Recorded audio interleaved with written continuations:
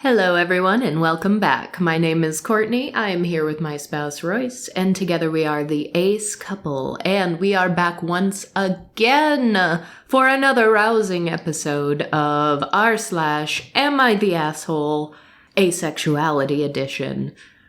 We're starting with an awfully fun one entitled, Am I the Asshole for Not Attending My Daughter's Gender Reveal for Her Lizard?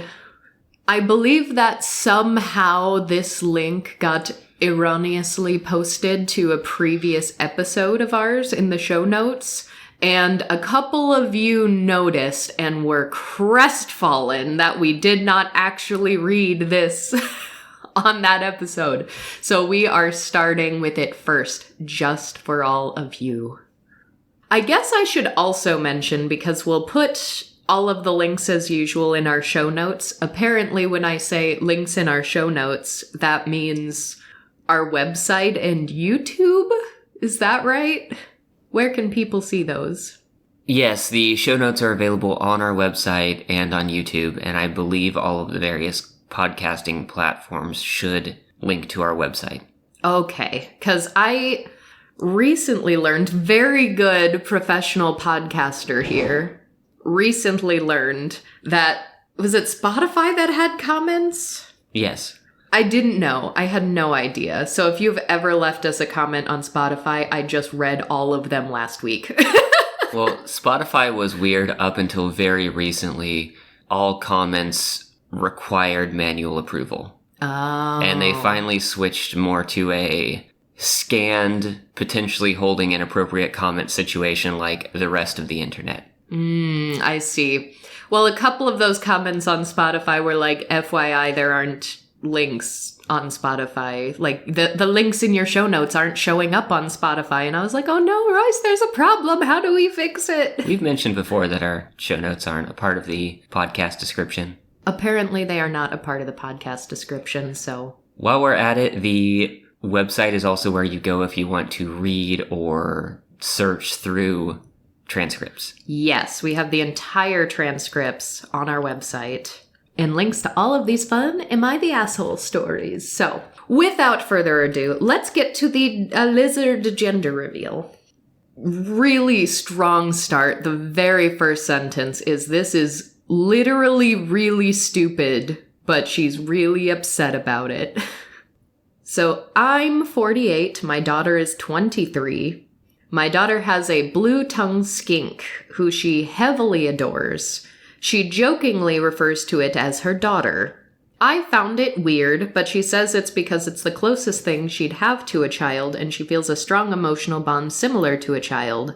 She has decided to remain child-free for multiple reasons, and I have been very supportive of this decision. Well, she recently took her skink to the vet for a checkup, and she was excited to find out her skink's gender. Afterwards, I got a text asking if I'd come to her gender reveal party she was having. She explained it was just a small get-together with cake and food and her friends she hasn't seen in a while, with the gender reveal being mostly a joke and a fun way to make fun of real gender reveals. Well, I didn't come. I didn't see a point. It's just a lizard, and I'm a busy person. She later called me and expressed she was kind of sad I didn't come, because it had been a while since I'd seen her, but she understood I was busy. I told her she couldn't actually expect me to come to a gender reveal for a lizard. She said that it wasn't a real gender reveal, that was more of a joke, and it was really just a small gathering to catch up with everyone. I told her if that was the case, she should have just called it a gathering, because I'm not coming to a gender reveal unless it's for a real granddaughter. She got quiet for a moment and then turned my words around, claiming I wasn't supportive of her decision to be child-free. I told her she can't possibly expect me to treat a lizard as a granddaughter. She said she didn't expect me to, but it was clear I didn't respect her bond with her lizard and her decision, and she just wanted to see me, and my reason for coming was hurtful. I imagine that's reason for not coming was hurtful. I told her she was being ridiculous over a lizard. She claimed it wasn't over the lizard and it was a gathering and not even centered around the lizard, but I stick to what I said. It's ridiculous to have a gender reveal for a lizard. She hung up and I got a message from her best friend about how I'm an asshole for treating her that way, but I don't think I'm the asshole for not wanting to go to a party for a lizard. So we do have an edit to clear a couple things up, but before we get what I'm sure is much needed clarity, what are our thoughts? Well, OP seems very hung up on the gender reveal part of it because her daughter has tried to explain multiple times that's not really what this is about, but that's what she keeps going back to in the post. Mm-hmm. And I assume the need for the edits were because most of the commenters did not agree with the post. That's oftentimes why edits are made. Sometimes they're made for clarity if something wasn't specified, but... Right, if commenters are asking for more info. But, I mean, right off the bat, her daughter sounds so much fun. Her daughter sounds like someone I could be friends with. And OP sounds miserable. Life is so short. Find silly, frivolous reasons to have a party and get together with your loved ones and be goofy and let yourself be ridiculous. Honestly, this kind of reminds me of when we had our feet stay party for Weibo. Yeah. We had a tadpole that we were trying to raise to a frog, and the day he got feet, we were like, happy feet stay, time to have a party. So we invited all of our friends over for our tadpole's feet stay party, and it was great. We played board games. I actually went to, like, the party store, like Party America type store, and we got, like, balloons that had feet on them, and we got like party favors that had feet, like little couple dollar plastic trinkets that were just goofy little feet related things, because a lot of them actually were for like gender reveal things. A lot of them were like, oh, here's a pack of pink feet versus blue feet, so you can use this like cute little baby feet for your gender reveal party. So I actually got so many gender reveal things for our tadpole's feet stay party and just went all out, and it was a blast, and it was so goofy and silly and fun, and I will treasure that memory forever. Just like, and the fact that she's inviting you as a 23-year-old girl who's getting together with friends and having this get together, I feel like there are a lot of mothers who wish that their 23-year-old daughter would invite them to their parties, you know? So I don't know, and just, I'm a busy person and I don't have time for a lizard. It's extrapolating, but there's gotta be some other resentment other than just the lizard. Like, maybe there actually is a seed of, I am genuinely bitter I'm not going to have a human grandchild. She says that's not the case, but yeah, the comment to her daughter, whether she genuinely feels resentment about that or not, the comment of, I'm not gonna show up to a party unless it's for a real granddaughter, that's not okay to say. You are the asshole for that, because whether you meant it that way or not, how is your child-free 23-year-old daughter supposed to take that? Like, is that supposed to make her feel like you support her decision? Because it doesn't sound like it. So let's see if the edits help anything. Edit 1. My issue is that she said the party was a gender reveal. If she had just called it a party, I would have come. But calling it a gender reveal makes it sound like it's for the lizard, and I'm not going to that, even if it's a, quote, joke. Oh my gosh, lighten up. Go to the gender reveal for the lizard. It'll be fun. I'd go to a gender reveal for a lizard I don't even know. That's how heavily I support lizard gender reveal parties. Edit 2. I don't know why it mattered, but the skink is a girl, which is why I said I'm not coming to a gender reveal unless it's for a real granddaughter. Edit 3. Even though I don't agree with my daughter for being child-free, I have been supportive and only shown mild frustration. The reason she decided to be child-free is she claims she's asexual. She just doesn't want one. She has emotional baggage and feels unable to care for a real child. She fears pregnancy, and she has a carrier gene like me and doesn't want to go through what I did. I had 4 miscarriages and a highly defect child that died after 3 months due to the gene. Yes, there has been slight tension between us because I think she just hasn't found the right man. She never dated growing up, and her other fears are unnecessarily exaggerated, but it's ultimately her decision, and I don't resent her. Oh, that was a lot. So, edit number 3 is the whole post. That's what we were searching for. That is the clarifier. Oh, and then edit number 4, we haven't seen each other in 3 months. I'm a single mother, and we have always been close, which is why she invited me with her friends. I just didn't want to go to a party with a lizard. And if it wasn't for the lizard, she should have called it a party instead of a gender reveal. OP, you are dripping with resentment and acephobia, which are not always the same thing, but they can go hand in hand. Yeah, in child-free cases. So the reason this blew up is because the term gender reveal was used, and that is a sore spot for someone who does not accept their child's orientation or their lifestyle, like their plans for their future, and doesn't know how to get over that. She wants to go to a real gender reveal. Yes, she wants grandchildren. And I think the gender reveal for the lizard is just a reminder that is not in the cards. But yeah, the reason why I say there's not only resentment, there's also acephobia is this little line. The reason she decided to be child-free is she claims she's asexual, not she is asexual. Again, swap this out with any other sexual orientation. She claims she's a lesbian. My son claims he's gay. You know, your daughter is asexual. Your daughter is asexual. By adding on that little she claims, and also the I think she just hasn't found the right man.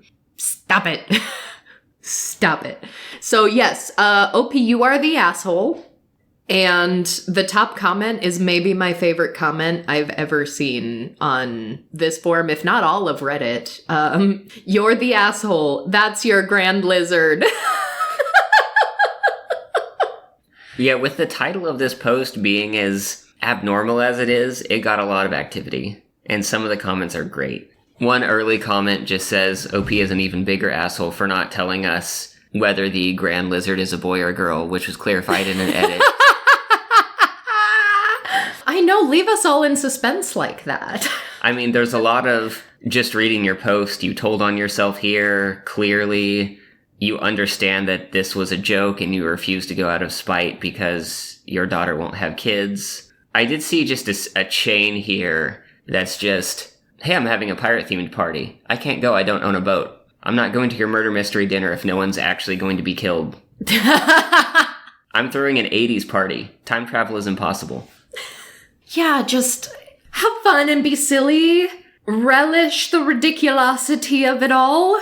I don't understand. I am super curious, though, because clearly OP is acephobic, does not actually support her daughter. It always fascinates me every time someone like this, and we have seen several at this point, will say, like, I am supportive. But then they give us all the evidence to show that they're not supportive. And it's like, if this is what you're saying when you're trying to fight to be seen as supportive, what happens when we take the mask all the way off? So I do wonder how much of it is specifically the resentment from not getting a grandchild, because is this someone who is just so anti-fun? Where if this was my mother, and sounds like thank goodness she's not, would she have come to our feast day party? Because it's not baby related.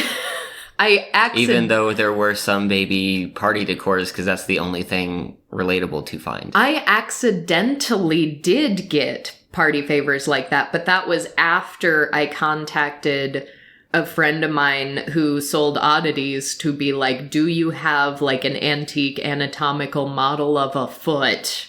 And they did, but I couldn't justify spending that much money for the feast day party. So I was like, great, cheap party favors it is. But like, yeah, would this person be like, no, I'm not going to a party for your tadpole? That's ridiculous. Depends entirely on if it was framed in a way that reminded them of their frustration over grandkids. Yeah, that's what makes me wonder, is how much of it is that and how much of it is just OP being anti-fun. I think it's like 99.5% the first one. I mean, maybe they're also not fun, but this just seemed like it brought up an issue that they feel is unresolved because they don't want to accept reality. Also, blue-tongued skinks are great. Mm-hmm. This is a very happy, unified comment section. Like, I found a part, someone just said, wow, all the same answers to this, am I the asshole? This place is becoming a real gecko chamber. Ah, gecko chamber!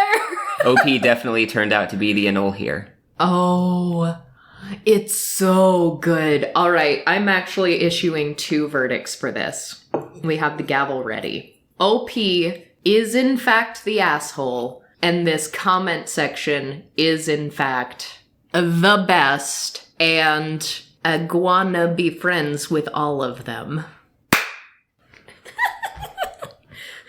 This next post is, am I the asshole for asking my friend to stop talking about what she does with her boyfriend? I, a 20-year-old woman, have a friend, also a 20-year-old woman, who has been dating this guy recently. It's her first boyfriend, so she's really excited and talks a lot about him, though I do sometimes find it a little bit annoying as he is now pretty much the center of our conversations. I'm just glad she's happy, so I still listen to her and get interested. It really started bothering me once she told me that they had done it, all caps and italicized, for the first time. Once again, she was really excited and said it was an amazing experience. Since then, she started often telling me about her bedroom life, sometimes going into details. Here's the problem. I'm asexual. Not the type of asexual who is sex positive, but the hardcore type who wants nothing to do with any of that. My friend does know that, of course. The topic of sex in general just makes me uncomfortable. At first, I tried being nice and I still listened to her, but at some point, it just got to be too much. One day, I just asked her if she could avoid talking about her bedroom life as it made me feel uncomfortable since I'm ace. She just got really hurt, telling me that we were best friends and that she should be able to talk about it with me. She also said that I was a bit selfish and that I needed to grow up and stop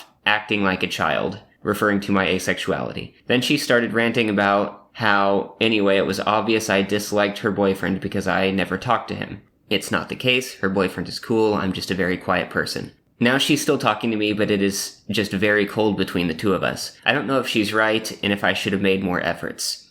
Immediate impression? Friend seems a little acephobic. I mean, what was that line there about, grow up? Grow up, yeah. Yeah, calling any asexual person childless, or childish for their, lack of attraction is a horrific, acephobic stereotype.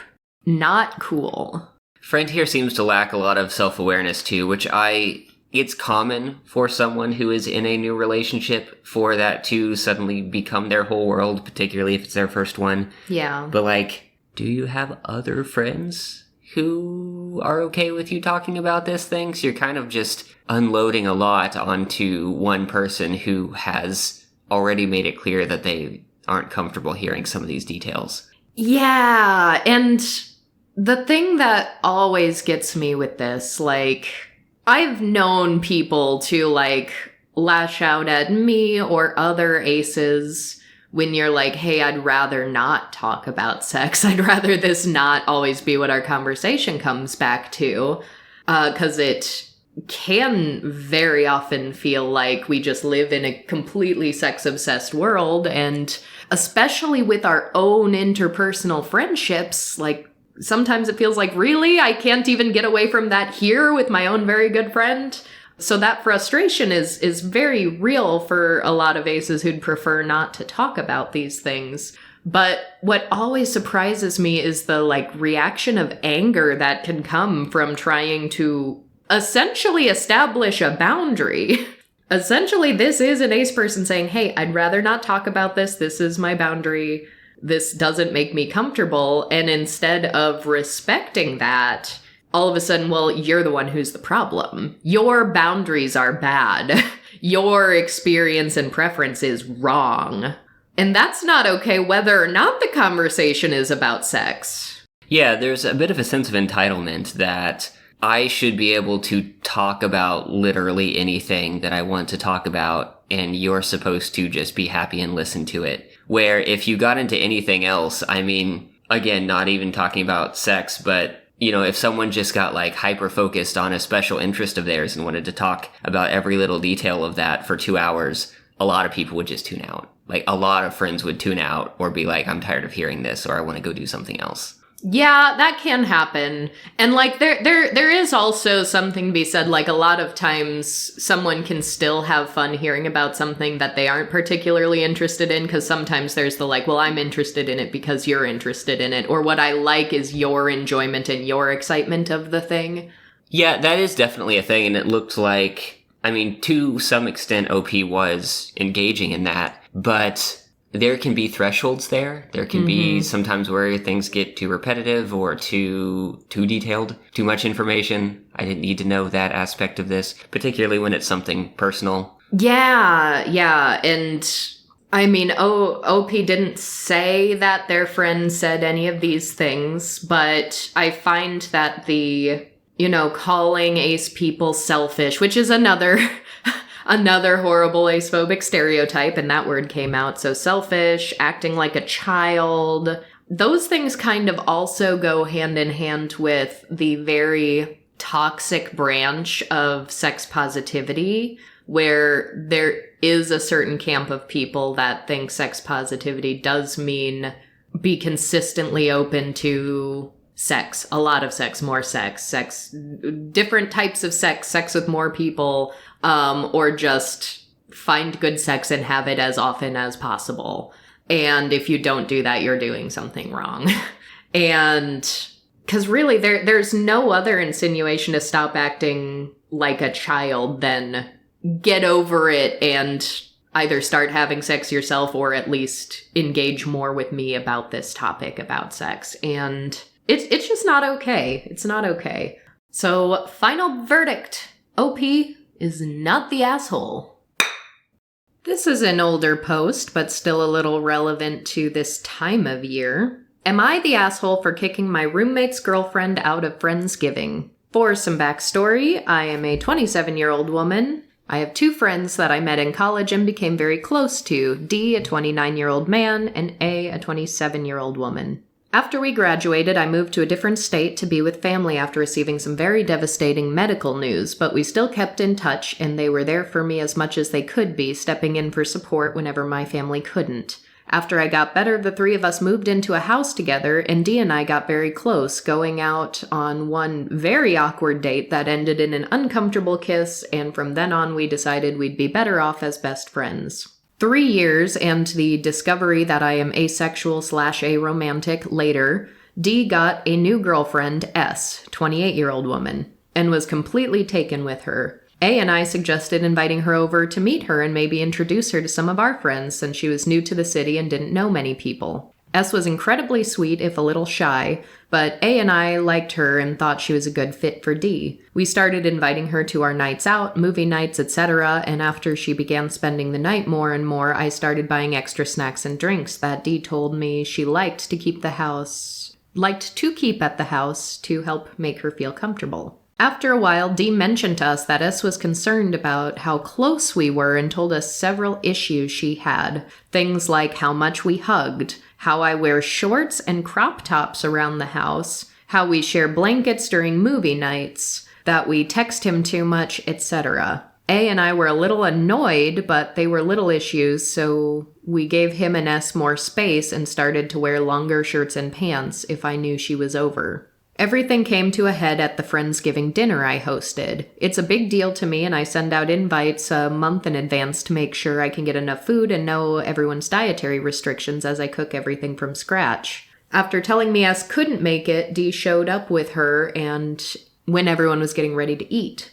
I welcomed her in, but told her I wasn't expecting her and I didn't know if I had anything for her to eat, but offered to either give her my plate, make something for her, or go out and get her something if nothing sounded good. S went off. She accused me of all sorts of things that basically added up to the idea I was trying to steal D from her. I bluntly told her I wasn't interested in him, and she knocked the plates of food off the table, yelling that she knew D and I had dated and I still wanted him, that I was faking my sexuality to play hard to get, and that I was two-faced for trying to still be her friend. I could have handled the yelling, but after she wasted the food I had spent all day cooking, I told her she was delusional and to get the hell out, and D took her home. He hasn't spoken to A or I since, outside of saying that he and S were fighting and I didn't have to call her crazy. I don't think I was wrong to kick her out, but I do feel guilty and wonder if I could have handled things differently. Am I the asshole? Knocking plates of food off the table is justification for kicking someone out. Yes. I have no issues. Yes, and I mean, even just the accusing someone of faking their sexuality is also a good reason to kick someone out.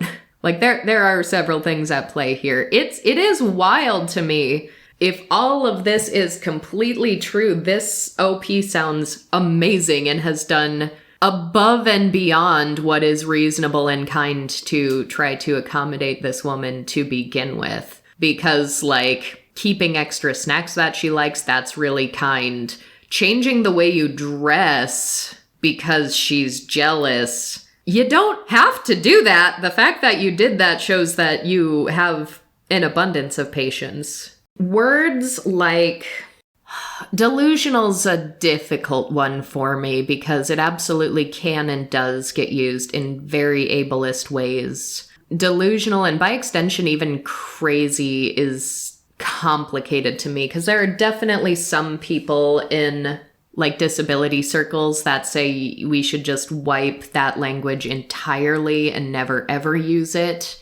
I think it's a little more vague and complicated, and there's no way I can get into all of the nuances of that here, but like I do kind of think all humans experience some level of delusion at some point or another. Sometimes it is influenced, caused, or exaggerated by actual mental illness. Yeah, in this case, S believed in something that was not real. I think that fits the definition of a delusion. And if you were to track backwards and try to understand why, it most likely comes from insecurity and jealousy. Because that one, I think I'd want to know more verbatim what this actual conversation was and who says what, but I definitely, because the word OP says is I told her she was delusional. Her friend and this woman's boyfriend said you didn't have to call her crazy. So I don't know if the word crazy was actually used or if it was literally you're delusional, get out, and or what more was said. Because I absolutely believe there could have been a case here where if I knew verbatim what you said, yeah, this could have been a pretty ableist way of getting your valid point across, and maybe it could have been done a little more eloquently, but words that actually are kind of as potentially vague as crazy and delusional are sometimes, especially in the heat of emotion, just some of the most easy, versatile, like quick words that your brain is going to grab onto. Because colloquially, that is how it is used. Yeah, talking about these things in this sort of context where we're stepping back and looking at this post, I think is good just to put that out there for everyone to read, because repetition is often how people learn, and you can start backing away from terms like these. But like in the moment, someone came into their house and started yelling and like knocking things over, potentially. It didn't say that the plates were broken, but like food was wasted, it's on the floor, it has to be cleaned up now. Like that's very aggressive behavior. Not only just wasting food, but also something that OP spent a lot of time on. Like ruining anything that someone spends a lot of time on, food or not, is also bad. So there is no good layer here. Like very, very clearly, OP is not the asshole for kicking the roommate's girlfriend out of Friendsgiving, which was the question posed. Yeah, and the rest of this, you were mentioning a lot of times in the middle of a confrontation, things that you may not fully mean or believe can be said, but like at the point where someone is yelling and knocking things over, like you don't know how far things are going to escalate. That is becoming a safety concern. Like, I'm of the opinion that the situation needs to be diffused as quickly as possible. Yeah. So is OP the asshole for kicking roommate's girlfriend out of Friendsgiving? Absolutely not. So saith the gavel. Am I the asshole for telling my now ex-girlfriend that I think I'm aromantic? So some background on me, 29-year-old man. I've only been in a few relationships and they were all short-term.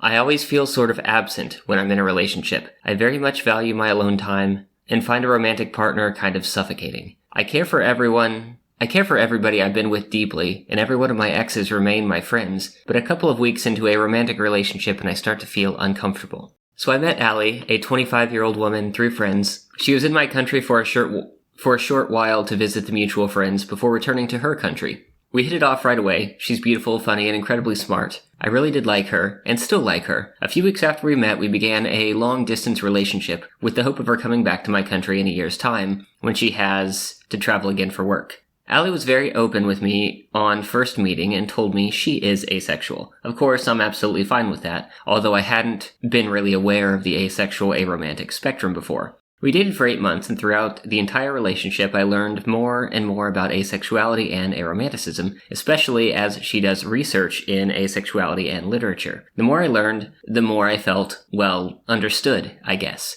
Everything I read about aromanticism hit hard, and I started to think, if the problem with my previous relationships had been me, and if I'd actually only thought I was interested in romance because that's what's expected of people. Allie noticed that I was getting a little more distant as I attempted to sort out how I felt, and I decided it wasn't fair to keep something so important away from her. I told her that I'd been looking up aromanticism more because of her work, and I believe that I'm aromantic. I attempted to explain more, but she absolutely went off, accused me of stringing her along. She said she was in love with me and that I didn't care about her, and that I didn't care about that or her feelings. She accused me of taking advantage of her sexually as we had phone sex, and she wouldn't have done that if she'd known I wasn't in love with her. I hung up the call immediately after that because it really upset me, and I sent her a message saying we can talk when we both calm down. It's been 3 weeks since then, and she hasn't spoke to me since, but I've been getting messages from her best friend telling me I'm a piece of shit. So, am I the asshole?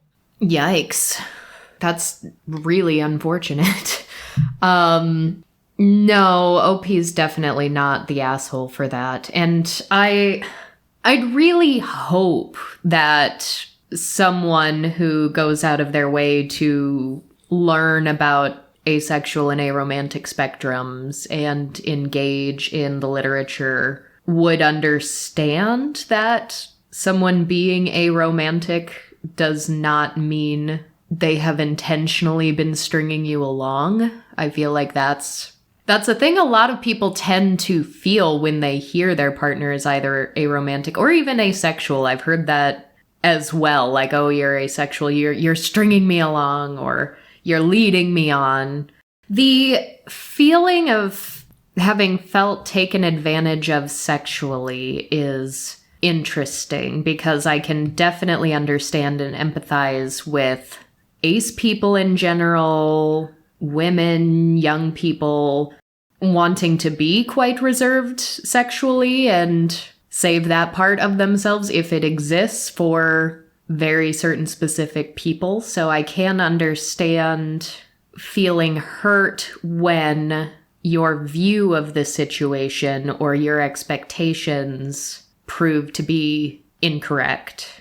But that doesn't necessarily mean your partner in that situation had malintent or was even doing something wrong necessarily. Yeah, that's something where if you're justifying in your head, I'm going to do this because I believe it will be helpful for the sake of a long-term relationship. Like, I'm kind of doing this thing that I don't particularly want to do, but I'm doing it kind of as investment in the future of the relationship. And then you learn new things about your partner learns new things about themselves, and you realize, well, there might not be a long-term relationship here. But that's something that would be very hard to make an agreement on or consent to ahead of time because you can't predict what's going to happen in the future. As people learn more about themselves, yeah. It's not like they could have had a conversation beforehand and, like, agreed to the terms because they were unknowns. The other thing I was going to say,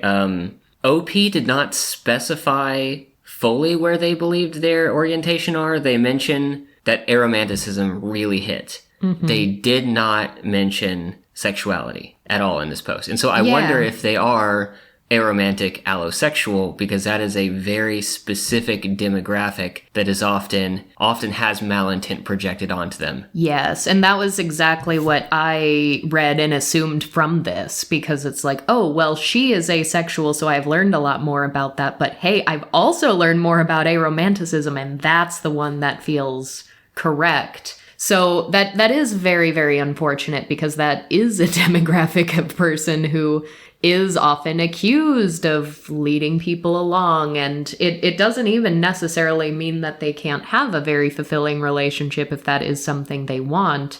It does just need an abundance of communication. But I feel like, especially amongst ace and aro people, there needs to be some amount of grace for allowing people to learn more about themselves and explore what that means in the context of a relationship.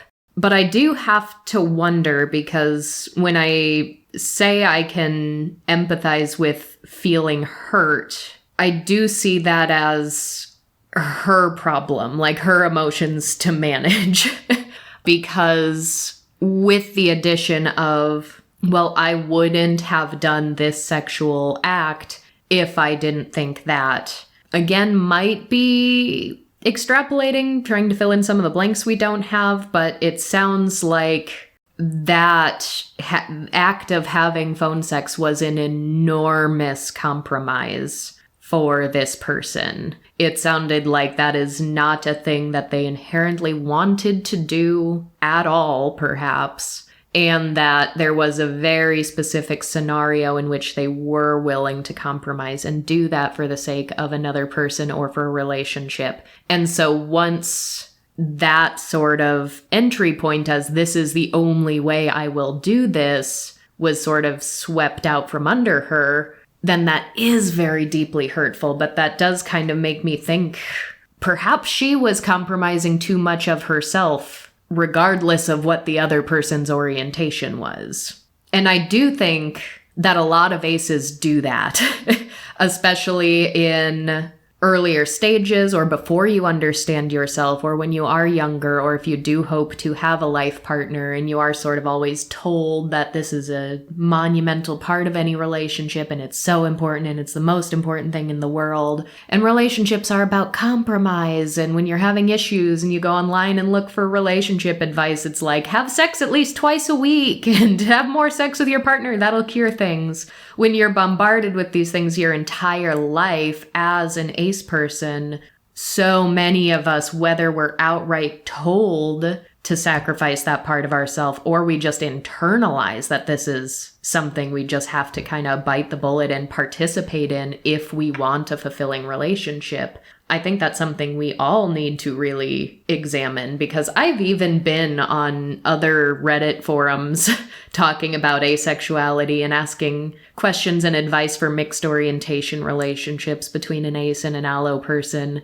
And I have at times been really upset at how often the advice defaults to like, well, compromise. If you don't want to have sex, but they want to have a lot of sex, just have a moderate amount of sex. Just take the average. Right.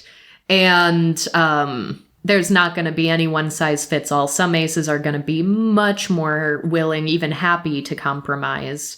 But I do wonder how much of this is misplaced anger, which is becoming aerophobic in its projection, that really the deep-seated emotion is coming from, I compromised more than I was actually willing to do, and I hinged it all on this one single aspect, and now that it's gone, what's left? So definitely feel empathy for that if that is the case. Definitely encourage all aces to really sit with themselves and explore their own boundaries and their own circumstances. Because if you're hinging everything on that one person, what if they learn more about themselves over time? People do evolve and develop. And so you really have to make sure that when you are making a compromise, it has to be something you're genuinely very happy with. So I do give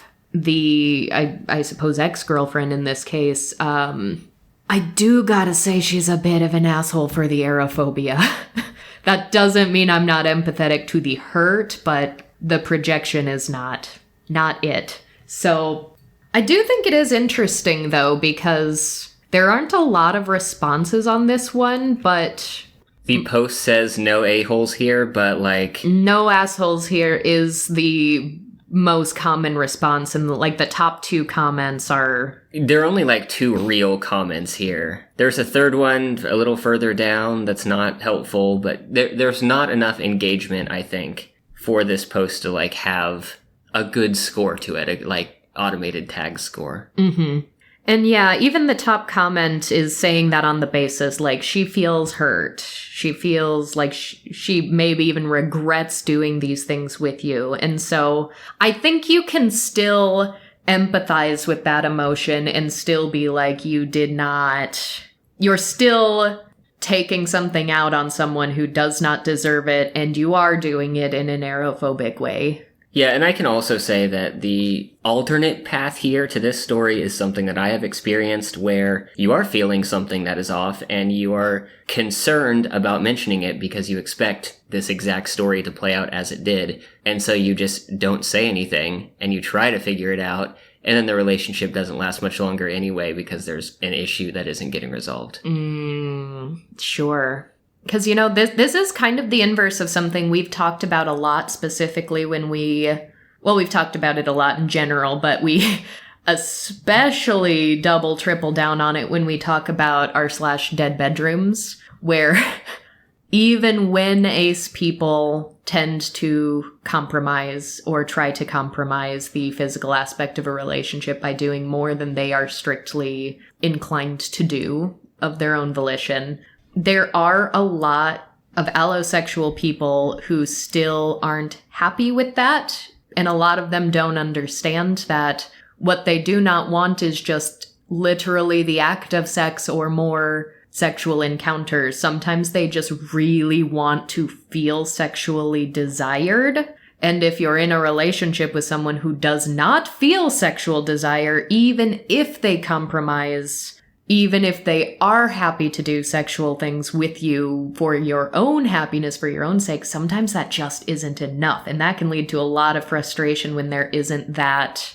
sort of retrospection. And I very much feel this is like an aromantic version of that. Because OP even says here, like, I do really like her. We did hit it off. She's beautiful. She's funny. She's smart. I do still like her even, so whether or not OP decides long-term for their life, if they do want to continue dating people, if they do want a long-term partner or not, because of course we know that's not necessarily precluded if you are aro, it very much does not seem like the fuckboy kind of stereotype a lot of allosexual aros get, where it's like, oh, you just want to sleep around and you have no disregard for other people's feelings, which is a very harmful negative stereotype. It wasn't that. It doesn't sound like it was. So yeah, do you also disagree with the no assholes here? I think... Yeah, I agree. It is aerophobic. I mean, it is. I think that this post is less extreme or more understandable than some other things we've read. But yeah, the girlfriend here lashed out in a way that was unfair. Yeah, absolutely. So... OP is not the asshole. Decided. Okay, this one's interesting because it got no responses at all, so we will be the definitive end-all be-all response. Am I the asshole for not celebrating Pride Month as someone technically part of the LGBTQ+ community?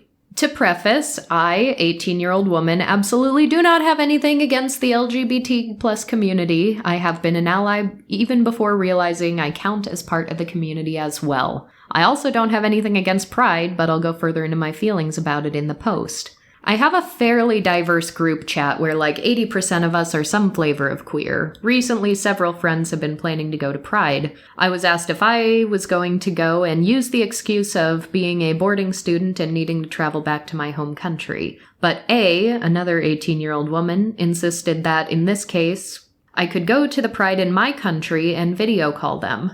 Now, I don't care much about going to Pride. I think it's important and I'm happy that my friends are going. However, it isn't my thing. I'm an introverted person and social events suck the energy right out of me. I don't like putting emphasis on my orientation. I just want to exist and be treated as anybody else. I also don't feel very connected to the community as a whole. I'm, quote, only on the aromantic and asexual spectrums while preferring men. It's taken me a long time to accept this part of myself and I'm still working on it.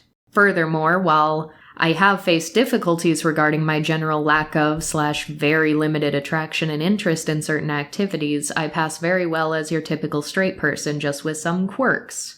I found that I'm happiest just vibing and chilling. I didn't tell the group chat all this, only that Pride was a bit much for someone like me.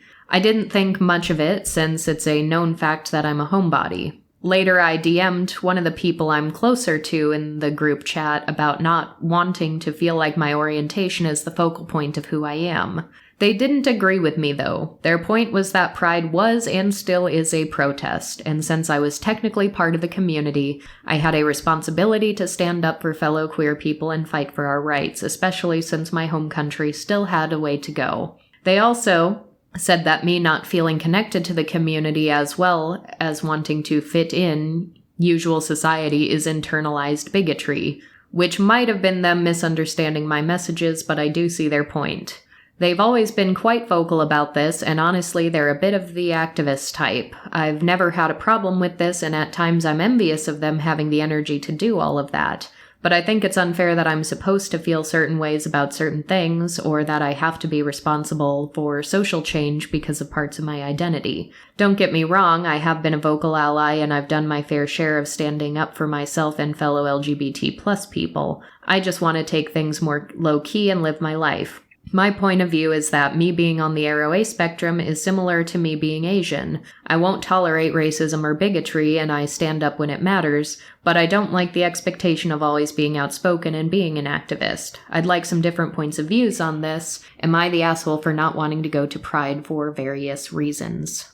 Nope. What you choose to do with your time and your energy is yours. And yeah, this is the whole... By existing as some sort of minority person, you are inherently an activist, and we've spoken about how that just doesn't work. Right.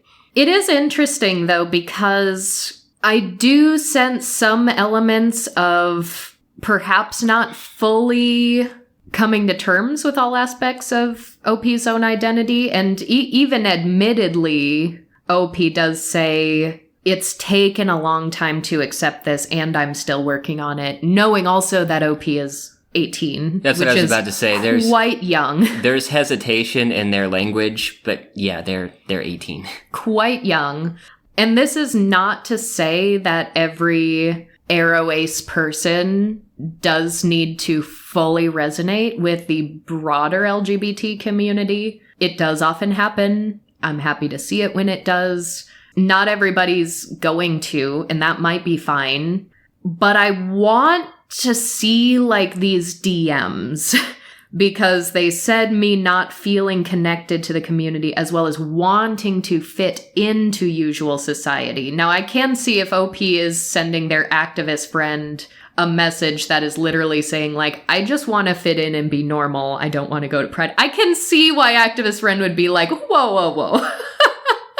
So without knowing exactly who said what and how they said it, I'm kind of inclined to say no assholes here, because even though I do not agree with activist friends saying Pride was and is a protest and it's your duty to go, I disagree with that. Are they an asshole for saying it, though, if they believe it? The duty part, yes. Really? The was and is a protest is debatable depending on where you're at in the world and what kind of event you're talking about. Yeah. But I agree. By existing, it is your duty to do this event that you feel uncomfortable doing. Like, yes, that is, you are guilt tripping your friend to live their life in the way that you think they're supposed to live it. And I say that as someone who has been to a Pride once because you wanted to go. I am not a big community person. I don't tend to care for large gatherings. Sometimes I'm fine going to them. I don't go out of my way to do so. I'm always, if I'm at one, it's because I'm there with someone else who wanted to go to one, sort of a thing. So I get the not attending. I will say too, like talking about Pride being a protest, so it's your duty to go. Pride is my least favorite queer event. Like as someone who regularly, consistently went to most, if not all, of the queer bars in town, could pretty regularly on any given night go in and know somebody who would just happen to be there because we were in community with one another. As someone who has been to not only just your standard drag events at a bar, but going to queer pageants and things like that, there is so much queer joy to be had that is all over the place all the time. and I love those things so much more than actual Pride, because when we go to our actual Pride, there are like merch stands with things that I'm not interested in myself. Parades can be very physically taxing for someone who is disabled. And a lot of the time, sometimes they might bring in a performer that is a national or internationally known name, but a lot of the day-to-day events are also just like drag queens that I already know. Some I know personally, some I will just go see their shows throughout the year. And it's like, I don't necessarily need to see you in the death heat of the summer when I'm physically exhausted and I'm so much further away from the stage because it's outside. And so, yeah, I don't think Pride is always still a protest. It very often is just a party these days, and sometimes it's the worst queer party, and there are better ones that are smaller and more intimate and more actual community focused. I think one point you've brought up in the past when trying to draw a line between existence and activism is, what are the demands? What is being done to move the needle forward? And so when you have a Pride event that is like sponsored by the local city council and funded by local businesses, how is that changing things? I wish it was city council and local businesses. Normally we're talking about like banks, like banks sponsoring I meant events and corporations that have a footprint in the metro area. Oh, sure. Not local shops. No, absolutely not. Yeah, I mean, that's the thing. And we could talk all day long about rainbow capitalism. I think everyone listening to our podcast has at least a passing knowledge of what that is and what some of those issues are. But I also think of actual protests that I have attended over the years that were very dedicated, either like, this business is queer phobic.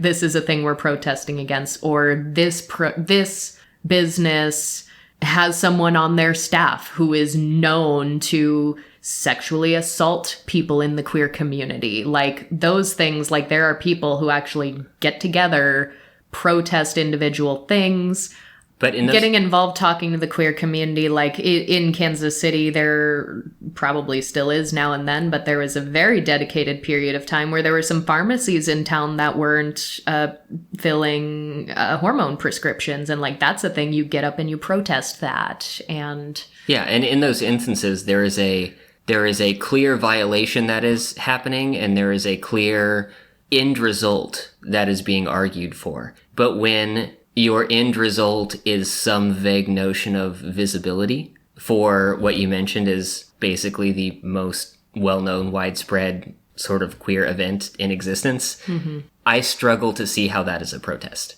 Yeah, and especially if that is like the one and only thing you go to also.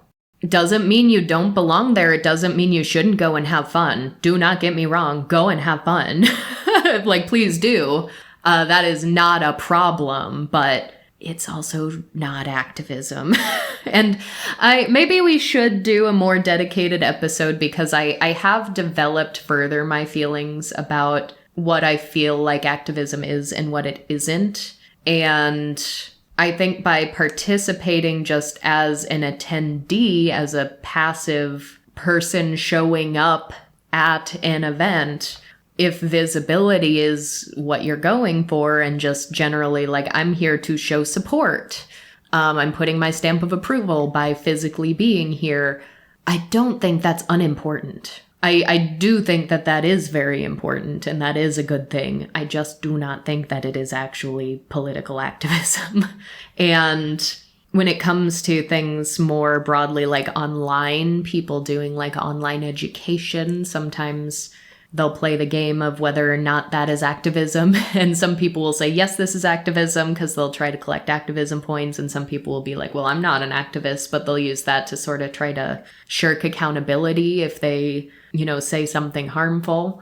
I think you can still be a cultural worker. That is sort of the phrase I've adopted for people who are doing visibility and education and important work, because I think what I've learned is a hot button issue for some people. If you critique and say, but is that really activism? Some people feel really hurt by that, because if you question if something's activism or not, they'll be like, but what I'm doing is important, and you're delegitimizing what I'm doing by saying it's not activism. And there are lots of important things that are not activism. There are lots of important things that are not activism. Exactly. So yeah, OP, you are not the asshole. You don't have to go to Pride this year. If you never want to go to Pride, you don't have to. And if you're still working on accepting these parts of yourself, that's also okay. But I think that is going to do it for today's episode. So that is going to bring us to our featured marketplace vendor of the week, WytchCraftShop. That's witch with a Y. WytchCraftShop is Ace-owned, and they sell crystals, crystal jewelry, and witchy spell bottles, including Pride spell bottles made of crystal chips. For all of our witchy listeners out there, there are some very cool things. Even if you're not of the witchy variety, there may be some things here for you. There are, for example, rollerball perfumes. Even a bit of jewelry here and there. Of course, there are crystals galore. I actually recently, even though I am often accused of being a witch, I don't personally identify, although I did recently purchase a return to sender protection bottle, which is meant to protect one from negative energies being sent your way and will return them to their sender with a little added kick. Allegedly. And so I got that for a friend of mine who could really use some of that energy. As always, links to find this wonderful shop are going to be in our show notes, which I have recently been informed does not mean directly on the podcast platform. You can find that on our website, or if you're listening to us on YouTube, in the description. As always, thank you all so much for being here, and we will talk to you all next week. Goodbye! Don't be an asshole.